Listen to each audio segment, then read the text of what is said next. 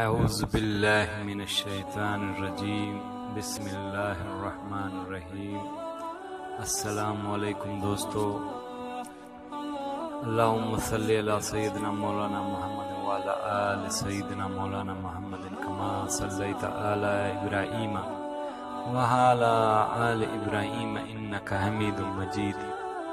اللہم بارک علی سیدنا مولانا محمد وعلی آل سیدنا مولانا محمد کما بارکت علی ابراہیم وعلی آل ابراہیم انکا حمید مجید۔ حضور نبی پاک صلی اللہ علیہ وسلم کا ارشاد پاک ہے، مسلمانوں اپنی قوم کے نادانوں کے ہاتھ تھام لیا کرو اس سے پہلے کہ ان پر عذاب الہی نازل ہو۔ نبی پاک صلی اللہ علیہ وسلم کا ارشاد پاک ہے، جب لوگ کسی ظالم کو ظلم کرتے دیکھیں اور اس کا ہاتھ نہ پکڑیں تو عجب نہیں کہ یہ عذاب الہی ظالم کے ساتھ ان کو بھی لپیٹ لے۔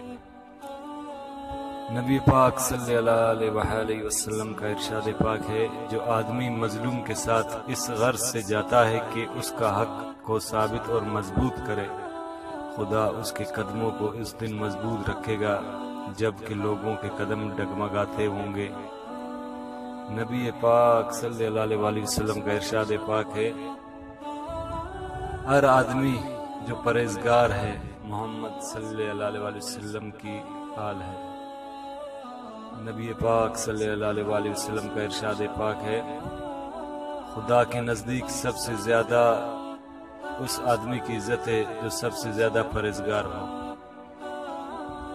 سرور کائنات نبی پاک صلی اللہ علیہ وسلم کا ارشاد پاک ہے، تم جہاں کہیں ہو خدا سے ڈرتے رہو اور نیکیوں سے بدیوں کو مٹاتے رہو اور لوگوں کے ساتھ حسن سلوک سے پیش آتے رہو۔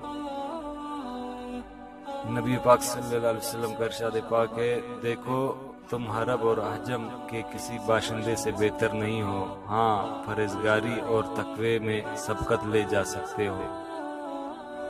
دنیا کی بڑائی دولت مندی میں ہے اور آخرت کی بڑائی پرہیزگاری میں ہے، اور اے مسلمانوں، مرد اور عورتوں، تمہارے اسب پاکیزہ اخلاق ہیں اور تمہارے نسبت شائستہ اعمال۔ اور آخر میں ان بھائیوں سے گزارش ہے جو ہمارے چینل پہ نئے ہیں، وہ ہمارے چینل کو سبسکرائب کر کے ساتھ میں بیل کی علامت کو بھی دبائیں۔ وآخر دعوانا ان الحمدللہ رب العالمین۔ السلام علیکم۔ اعوذ باللہ